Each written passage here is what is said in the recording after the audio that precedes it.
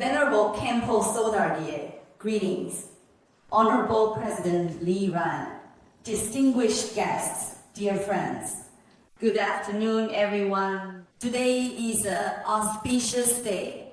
Welcome to this precious gathering. The guest we have invited today is Khenpo Sodargye from Laronggar Five Sciences Buddhist Academy.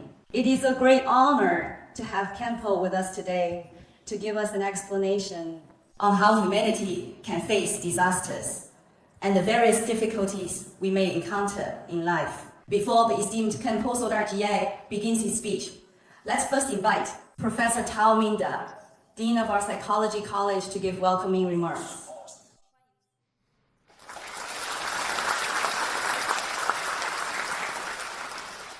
Respected Khenpo Sodargye, Honorable President Li Ran, distinguished guests, dear friends, teachers, and students.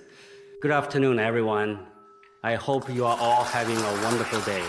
Today, we are very honored to have invited Khenpo Sodargye to give us a lecture. Here, please allow me to represent the Normal College and the Psychology College of Qingdao University and everyone present to express our sincere gratitude, our deepest appreciation, and warmest welcome to Khenpo for coming. At the same time, I would also like to thank those who helped invite Khenpo to our school, Red Cross leaders and friends. Thank you. I would also like to extend my heartfelt thanks and sincere appreciation to all the volunteers who helped organize this lecture. Today, we are honored to have invited Khenpo, and I believe he will bring us more comprehensive, profound, and soul-touching guidance. As everyone knows, mainstream schools of Western psychology have incorporated a great deal of Eastern culture into many of their theories and practical techniques, especially the concept from Buddhist Zen. Many of these fundamental concepts align with Eastern culture and values. They have great public adaptability in China. There are also more and more psychologists in China who are influenced by the integration of Western psychology and Buddhism.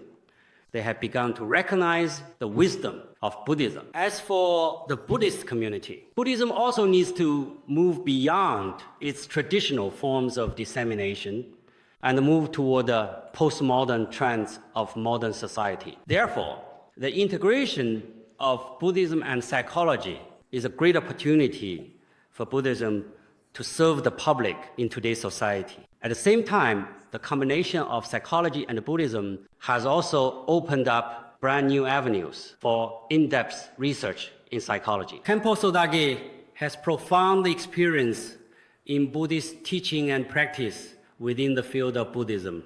He was one of the earliest Buddhist teachers in China to introduce psychology into Buddhist teaching in the Buddhist community. Today, we will have the opportunity to listen to Khenpo Sodargye's talk on psychological comfort at the time of disasters. I believe that the wonderful dialogue between Khenpo Sodargye and many teachers, students, and guests will surely open up new horizons of thought for both Buddhist and psychological practitioners. Let us all look forward to and participate in today's inspiring lecture and discussion together. Here, on behalf of everyone present, I would also sincerely like to extend my best wishes to Khenpo for good health and all the best. Now, let us give a warm round of applause to welcome Khenpo Sodargye to give us his lecture.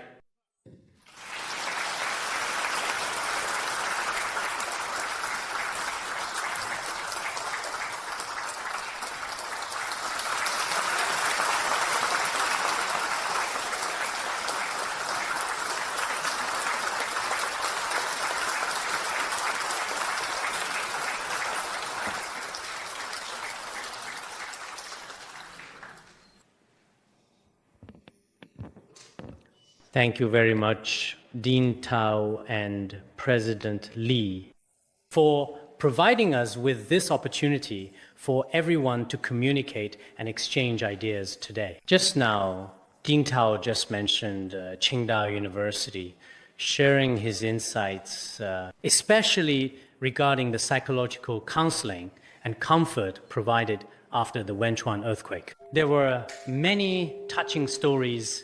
From my personal perspective, on one hand, I am interested in some exchanges, discussions, and seminars with universities. On the other hand, I am interested in doing something genuinely meaningful for charity, something that truly helps those in need. Additionally, I am also very interested in psychology. So I think that everyone present here today really shares some of the common interests, as I do to some extent. So today, in this kind of setting, I will share whatever comes to mind with everyone about the topic in a casual manner. Today's topic is psychological comfort at the time of disasters.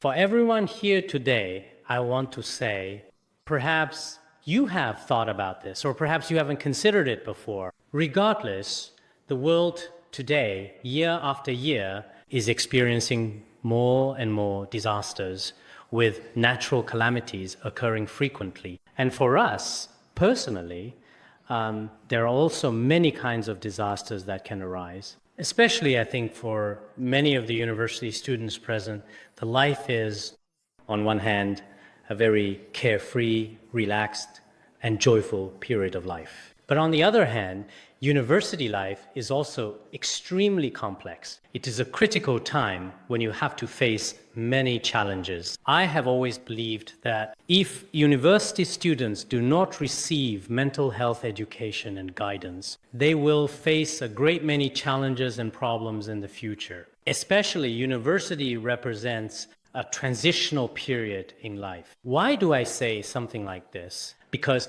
after graduating from college, many people will inevitably have to face a multitude of challenges. They have to face society, face their families, and deal with all kinds of people in the world.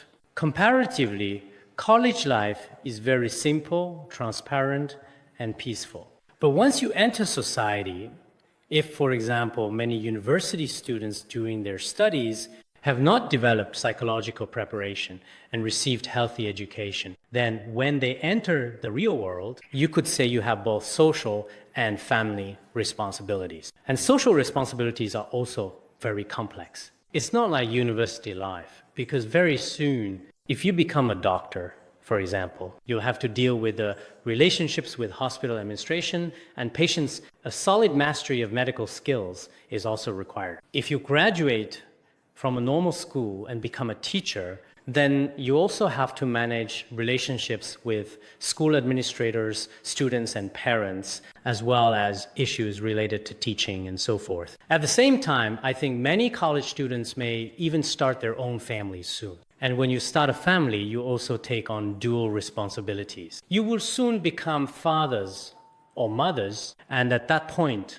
there are all kinds of family and relatives issues that need to be handled. Also, during this period, you may need to search for certain positions in your own life, including your family's position, your career direction, and so on. If you don't have a solid foundation in mental health education at this stage, I've seen many young people who seem unable to get through it, on the verge of collapsing, about to break down. Because back in college, you never prepared for any of this. And when you suddenly enter society with countless problems from all directions falling on your shoulders, all at once, you find yourself at a loss. Many people at this point are unable to face it, unable to cope. For you, this is also a kind of disaster, because on your journey through life, you've already encountered a kind of rough crisis. These crises sometimes cannot be overcome.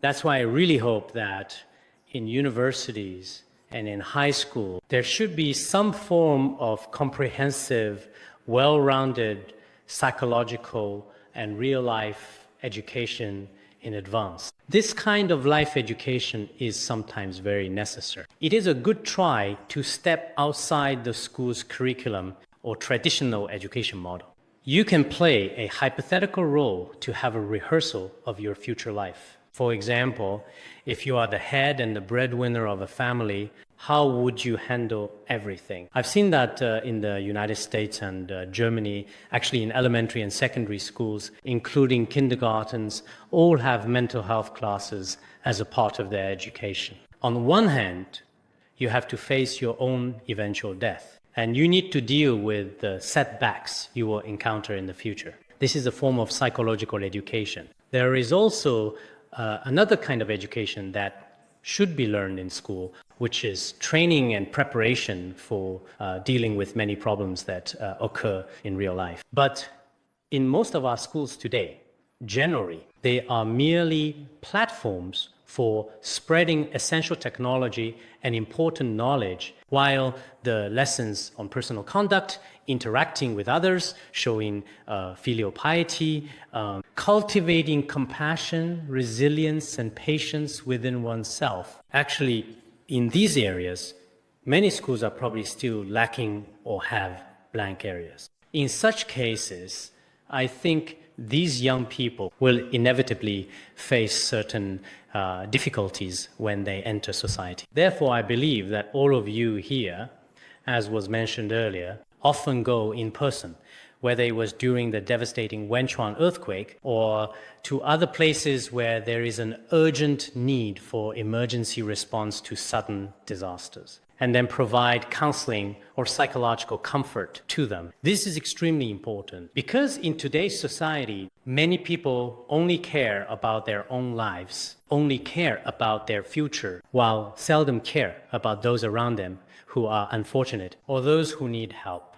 Very few people help out-of-school children or lonely elderly, even in their own families or lives, when encountering people who are experiencing real pain and hardship, they rarely offer any help to them. If our teachers lead the way, or if our students take the initiative to go to these places and do these things together, then seeing is believing, which is truly excellent. Because in today's world, and indeed in the future, it's possible that things like this will continue to happen. For example, earthquakes, tsunamis, storms, and all kinds of crises. Everyone here may be aware that many scientists now believe in the 21st century and the 20th century. Human destruction of nature has been extremely severe. Some scholars have even called it the so-called Third World War, as some experts have noted. Why do they call it the Third World War? Because humanity has basically destroyed the very home we live in. The homeland has already been ruined. In other words, our generation, in the pursuit of wealth, development, and resources, with such goals in mind, has basically emptied out many of the Earth's original resources. More than 90% of the world's resources have been used by about 10% of people in the entire human history. A great number of people living on this planet basically haven't considered the future of their descendants, their goals, or their well-being. Therefore, they believe that although World War I and World War II destroyed many buildings, mainly in Germany, Japan, and other countries, after these two world wars ended, many places began to rebuild their homes and return to normal. However, now people's development of nature and overall development, the devastating consequences caused by greed, cannot be easily or quickly reversed in a short period of time. In fact, because the greed and attachment are deeply rooted in people's minds, such destruction will undoubtedly continue in the future as well. Therefore, the scientist Stephen Hawking recently also said that human beings have now truly become the most terrifying, notorious, and truly irredeemable group in all of history. Based on this assessment from him, it warns us that many of our actions are in fact probably extremely frightening to us and to others. As a result, Our planet is experiencing many natural imbalances caused by natural disasters. When there is natural imbalance, various kinds of external, natural, and man-made disasters will occur. So when these things happen, do we actually need to help? This help is not something that just one school, a group of kind people or philanthropists can accomplish. The awareness of the entire population needs to be raised. Only when the spirit of volunteerism, charity, and altruism among all people be enhanced can we change some of the most frightening situations we face now. As a result, we often say nowadays, the charitable or volunteer spirit is also rather spontaneous and short-lived. For example, when disasters occur, people give help, or the help we offer is mainly material support or medical aid. But what is even more needed is that when people experience disasters, the psychological harm they suffer is even more severe. Therefore, there is a particular need for psychological mentors and many psychological counseling experts. We use various methods to help heal their hearts so that they can gradually come to understand the truth. At such times, of course, everyone here is well aware of this. You are from the School of Psychology. Helping them adjust their mindset through psychology is also extremely important. As for myself, I have studied and researched Buddhist teachings since I was young. I also hope to use some of the psychological guidance methods found in Buddhism, as well as mind training methods for them. Because in this way, it truly provides them with significant help. Of course, many people, whether they are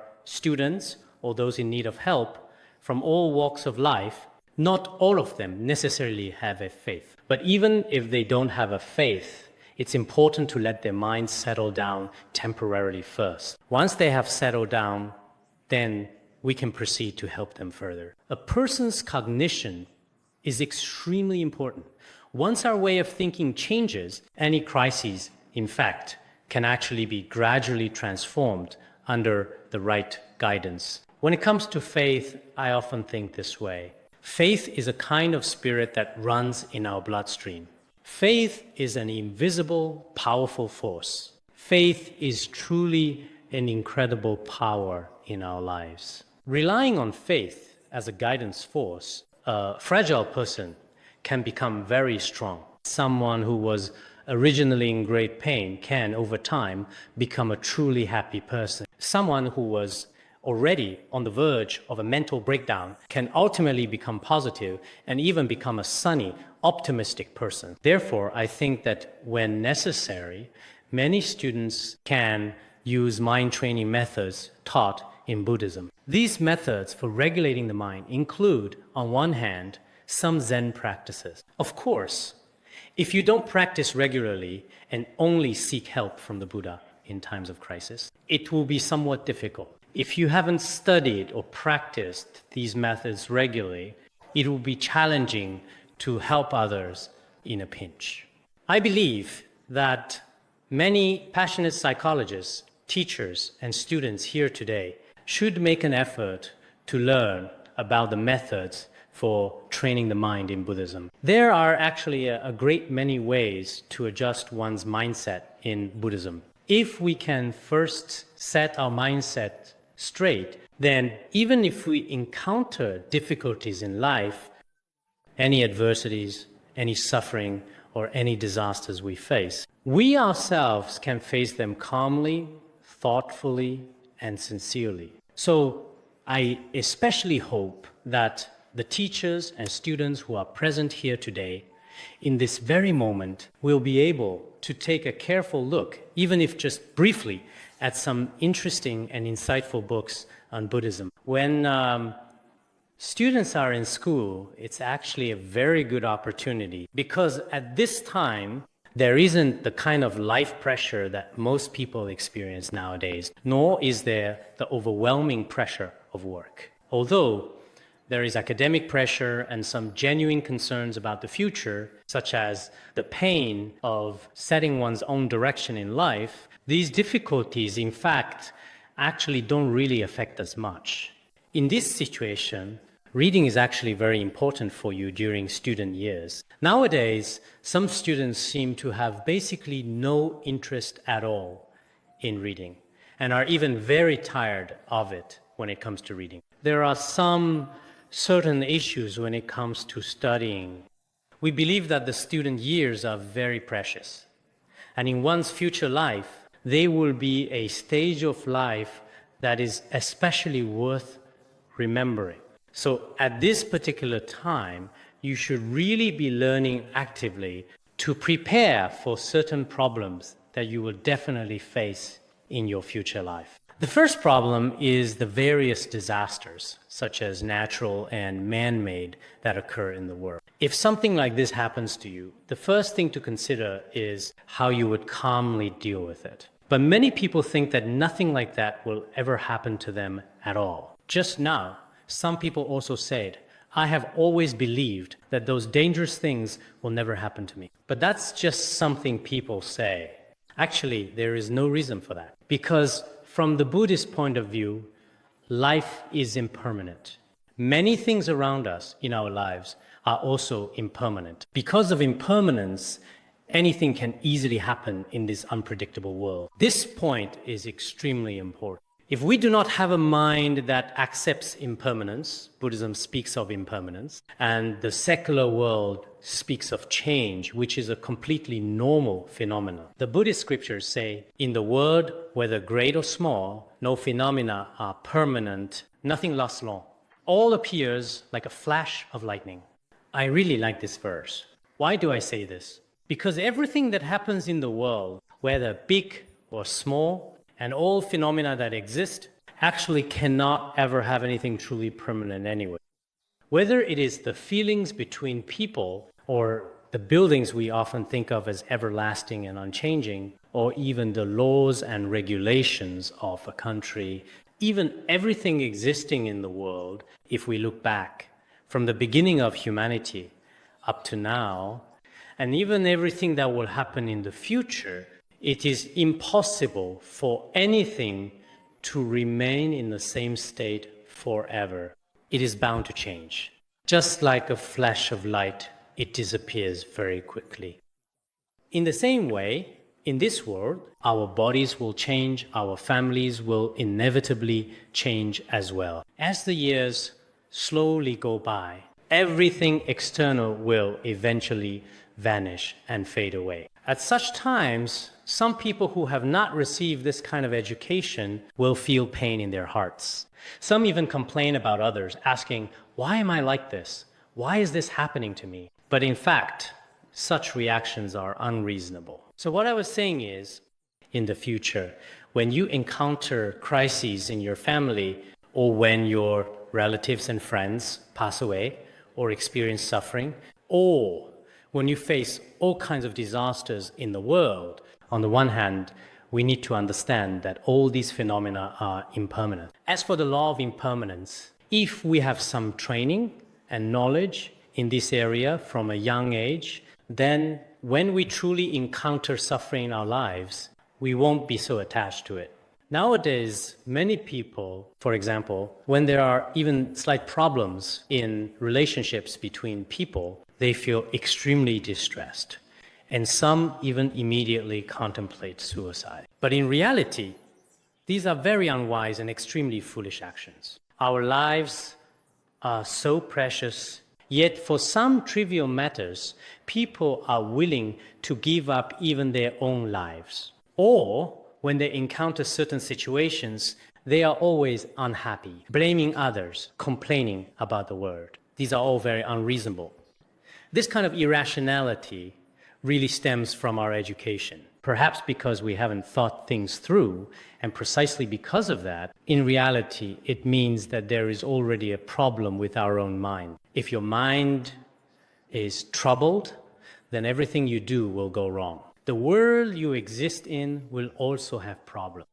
I once knew a college student, and this student used to say frequently, I keep thinking every day that some kinds of crises might happen in my family. For instance, what if my parents died or my older brother died? If that were to happen, how would I cope? I would have no way to handle it. I would just have a breakdown. Or I would become mentally ill. It's absolutely terrifying. But this was just his imagination. Truth be told, if something like that actually happened to him, it's very likely that the person would collapse on the spot. So looking at it now, many students and young people seem mature, carry a sense of dignity, and possess wisdom and talent. They also dress very well. But in reality, their minds are actually extremely quite fragile and emotionally simple. Sometimes, even the slightest thing in the world can easily affect them and they can't accept it. Nowadays, when many young people are casually talking, eating, or playing games, some of them get upset because of a single sentence that seems not right. Sometimes, before the speaker realizes it, the other person has gotten angry or started crying. Some people don't notice at all. Sometimes, nothing bad was actually done at all, but the other person just can't accept it. Even a small smile can easily offend some people. Even a single simple sentence can offend others. Why are our minds so incredibly fragile? In fact, there should be some form of mental education in schools. Actually, the human mind can be either broad or narrow. You could say it can be both strong and gentle. The mind, depending on whatever kind of education and environment you use to consistently cultivate and train it, it can completely develop in that direction and continuously expand without limit. This is a unique ability of the mind. For example, people who practice meditation can go 7 days and nights without eating or drinking. Without distracting thought, they abide at peace. But many people nowadays just can't do this. Not to mention 7 days and nights, 7 minutes is hard. Their minds jump around like monkeys, constantly restless and unsettled. But that's because we haven't trained our minds. The mind can also become completely fragile if you spend all day watching TV or reading things that have negatively effect on the young's mindsets. Then one takes on the color of one's company. Your mind will grow weak and vulnerable. If you are in different environments, receiving very strong, tenacious, and positive influences, then positive effects will naturally and gradually appear. So when it comes to training the mind, as we often discuss, it seems everyone's mind is the same, but actually they are different. Some people truly possess profound wisdom, and this kind of inner power, while others, although they may appear wise on the surface, actually sometimes become confused when faced with problems. In this kind of situation, we really need a strong, reliable, and effective method of study and practice. No matter how difficult what you may encounter in life, you should approach it both calmly and with ease.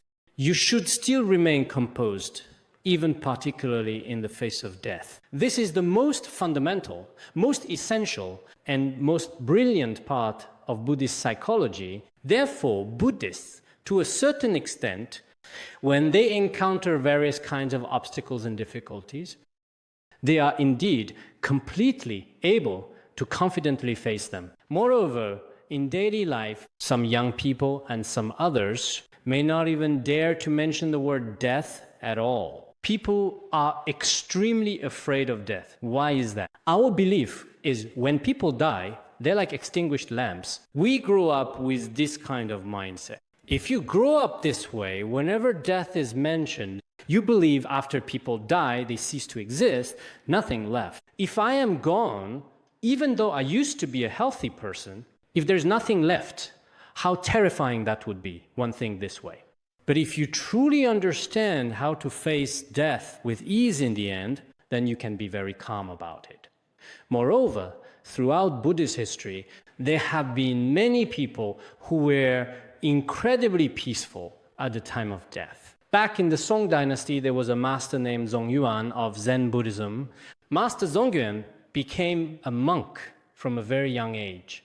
And after ordaining, he lived as a wandering monk, traveling everywhere to visit teachers. His main focus of practice was the Universal Gate chapter. When he was 83 years old and approaching parinirvana, he informed everyone in advance, tomorrow I have something truly special to do. Please prepare a special deer-topped seat for me. It is actually a very special kind of seat. He said, tomorrow, after the meal offering, I will need this seat. The next day, when all his disciples and followers had gathered together, he composed a verse and said aloud, in this world, there are hardly any people who live to 100 years old. Everyone will eventually become nothing more than dust in the grave. Now I am 83 years old, and I composed this mournful song to bid farewell to this body. He recited this verse, which roughly means, in this world, it is truly rare for someone to live to 100 years old. Even if you live to be 100, the human body at 100 years will ultimately become dust. Now I am already 83 years old, so today I compose this verse and leave it to you. After saying this, he left the world. You can think about this. Whether intellectuals or educated people in this world, when they finally die, can they face it so calmly? When the people around us pass away, whether it is in a hospital or anywhere else, they are in such terrible pain. Even university professors or academicians in the world, while they are alive, they guide thousands upon thousands of people. They believe themselves to be wise, talented, and so on. But when they truly face death, how do they confront it? Each one of us will also die one day.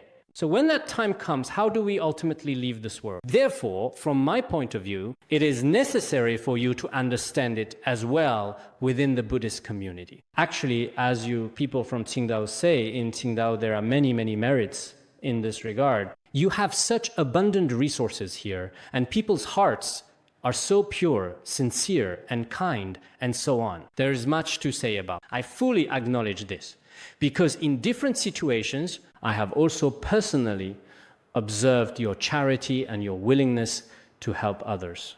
In these respects, you are truly outstanding. And under such circumstances, Buddhism is also flourishing and growing here. I know Master Mingzhe, an elder monk who is from Jiangshan Temple in Qingdao. Many young people might not know him. When I used to visit some universities, many wonderful things in the nearby temples, as well as the life stories of some important great masters, were not a concern to them, and some didn't know about them. But in any case, at that time, Master Mingzhe, whom I actually knew before, had come to Larongar to study Vajrayana Buddhism. It was probably close to 20 years ago, if I remember correctly. At that time, he was in his 60s or 70s when he began practicing the preliminary practices of Vajrayana Buddhism. Later on, after some time had passed, he eventually returned back here. At that time, our guru, His Holiness Jigme Punso Rinpoche, gave him the name Yeshe Gyune. He spread the Dharma here with great accomplishment and was also the honorary president of the Shandong Province Buddhist Association. When he finally passed away, it should have been in 2012.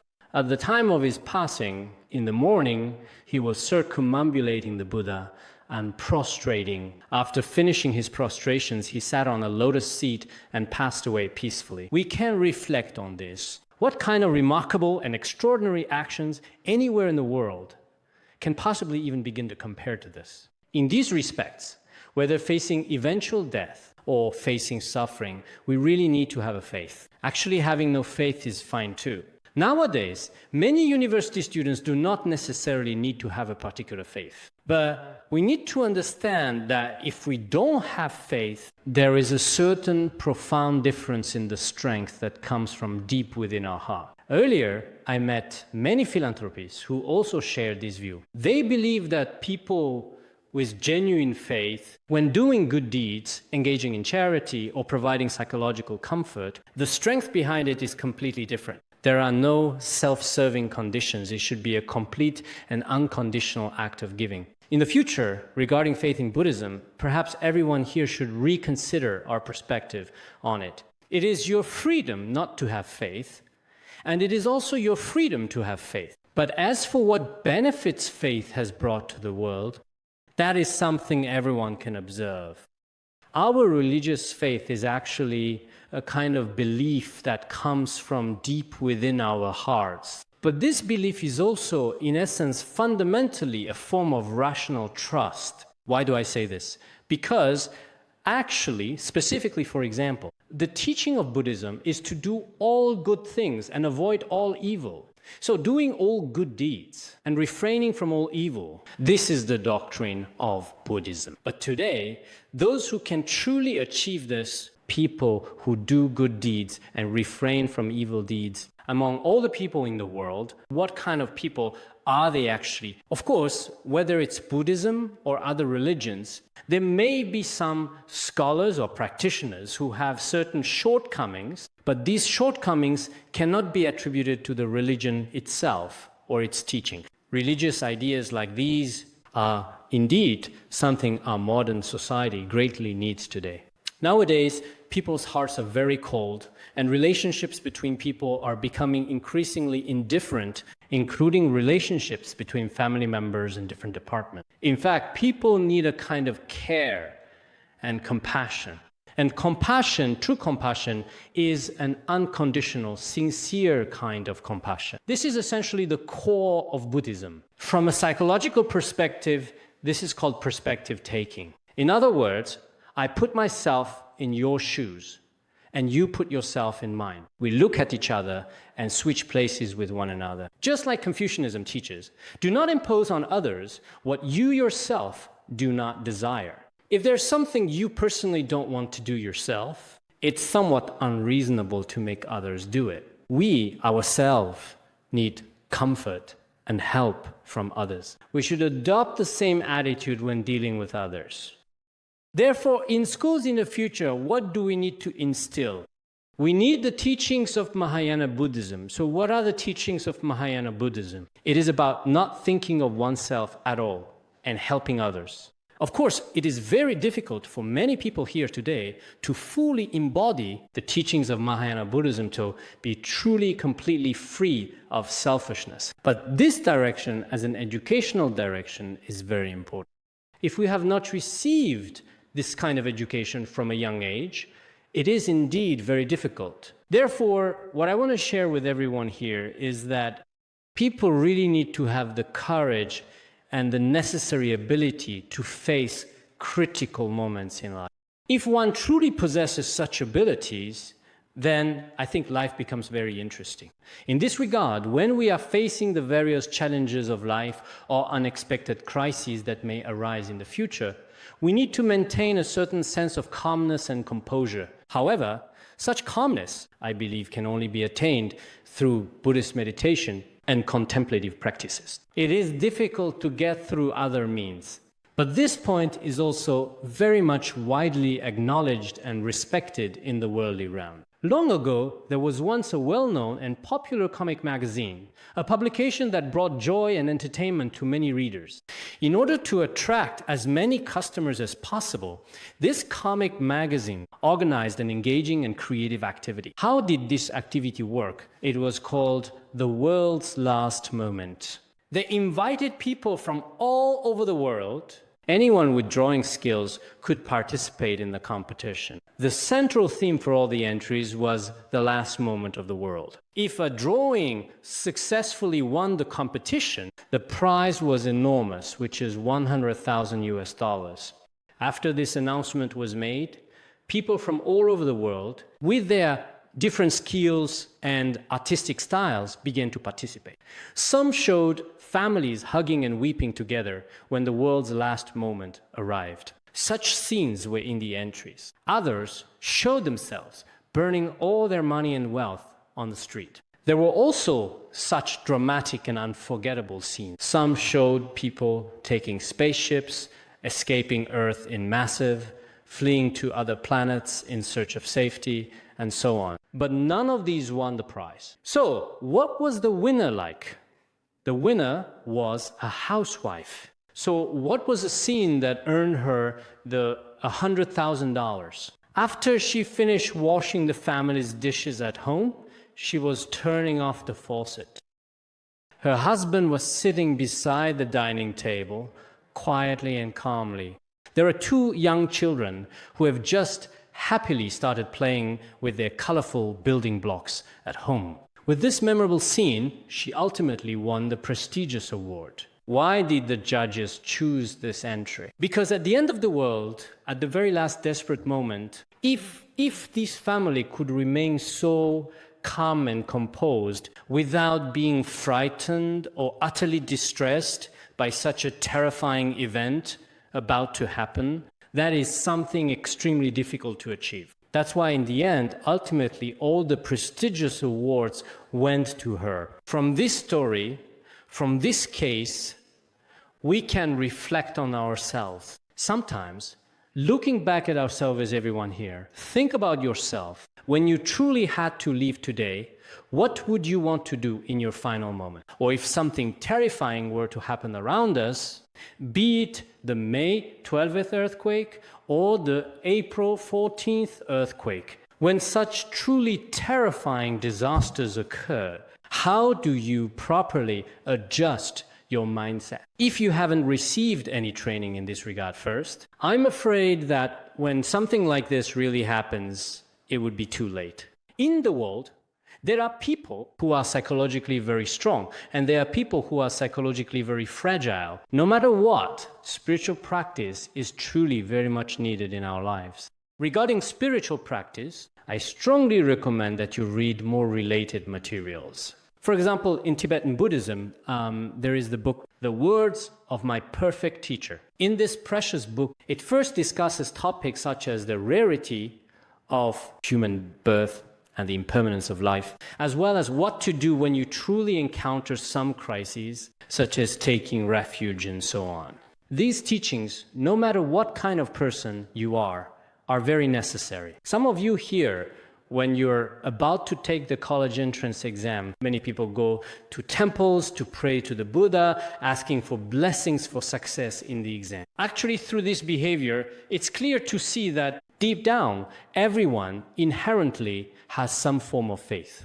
It's just that the degree of faith is different. If you truly had no faith at all, then why would you often go to various temples to seek blessings for the college entrance exam? So, does Buddhism oppose seeking blessings like this? Not only does it not oppose it, but to varying degrees, it should be said that Buddhism fully acknowledges this kind of power and blessing. Of course, the true refuge in Buddhism is not about asking for wealth, promotion, or health. These are not the highest pursuits in Buddhism as a whole. So what is the highest pursuit? It is to benefit all sentient beings in the world who have a connection with us. This is the highest spiritual value in Buddhism. However, before you reach this level, if you just want your temporary wishes to come true, that is also very necessary. When you encounter disasters, you can recite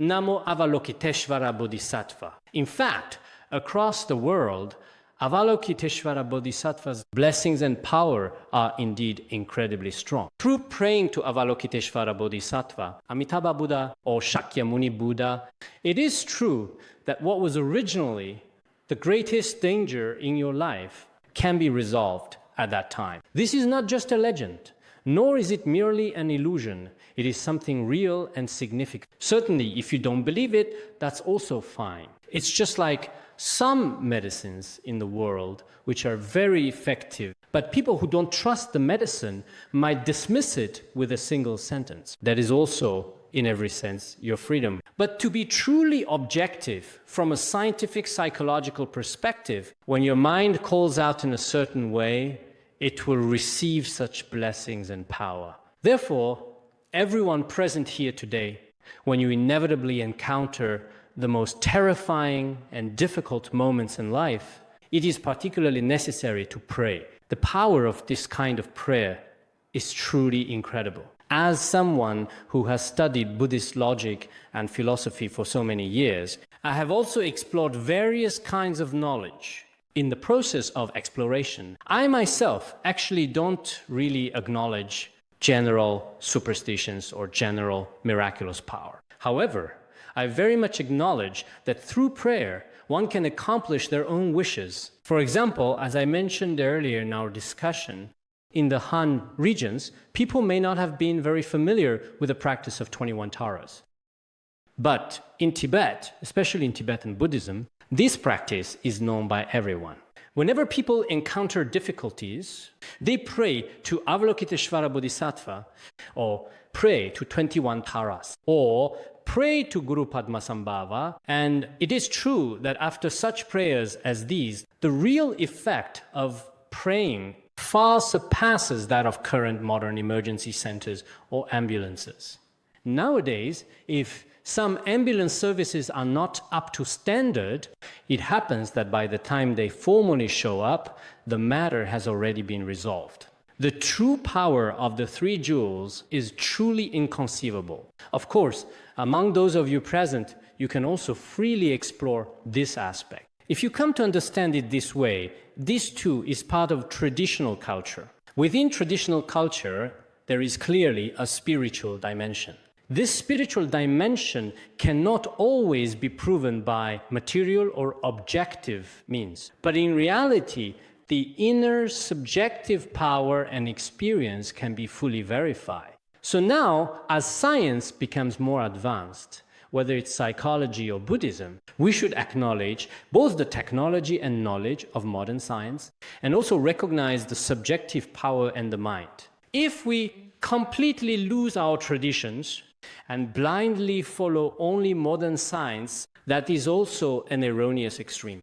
On the other hand, if we only focus on learning traditional things and reject all modern technology, that is a misguided path for us. Therefore, a wise person will care about the development of external material things while also paying attention to enriching their own inner world. A wise and mature person will care about the various scientific advancements that are currently taking place and happening throughout the world. But what they care about even more is the ancestral treasures passed down through generations. That is, the many highly valuable traditional cultures of our ancestors. It is necessary to combine traditional culture with modern knowledge, integrate external material things with inner spirituality, combine both research-oriented and practical-oriented approaches. Nowadays, these aspects cannot be separated. Currently,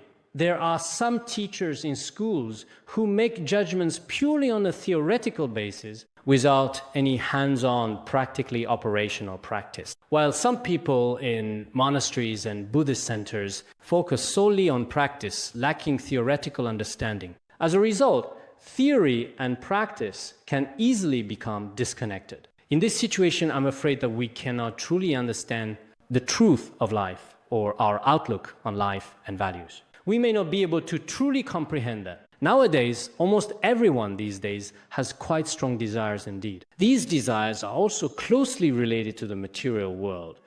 As the material world changes in various ways, our desires keep growing as well. Changes in the material world actually cause the desires in our hearts to keep increasing. Once we realize our inner desires and moderate the desires a little bit, the external changes are not that significant. In reality, the environment we live in now, our surroundings, or the city, is mostly a result of people's desire. They are actually resources that we don't need at all. When I look at these modern big cities nowadays, I tend to think that high-rise buildings are actually concrete jungles. They're made of concrete, and they're basically like jungles. We humans living in these concrete buildings are like concrete worms, exactly the small worms in concrete in high-rise buildings. But there are also quite a few development zones where basically no one lives. This is all caused by human desire. A lot of villas and buildings have been constructed here. But in reality, most of them are empty, which actually wastes a lot of our resources. It's not a waste of material resources, but also a waste of our valuable mental resources, as well as our time, energy, and so on. In our short lives, a lot is actually wasted. And even though you own a lot, what we actually get to enjoy is probably very little. Many people buy houses that they never live in for various reasons in their entire lives. I heard about someone who bought a very large villa, but he never lived in it. Later, when he became seriously ill and stayed in the hospital, he was taken to that villa at his last breath. They said that if he hadn't been given the chance to stay there even once, he might have been in great pain. So they brought him to the villa, but by the time they arrived, he had already breathed his last. In fact, the money and wealth that people desperately constantly seek, for the most part, are very much the same as this. Therefore, in this society, people often need awareness and a sense of observation to observe what they are doing and what others are doing.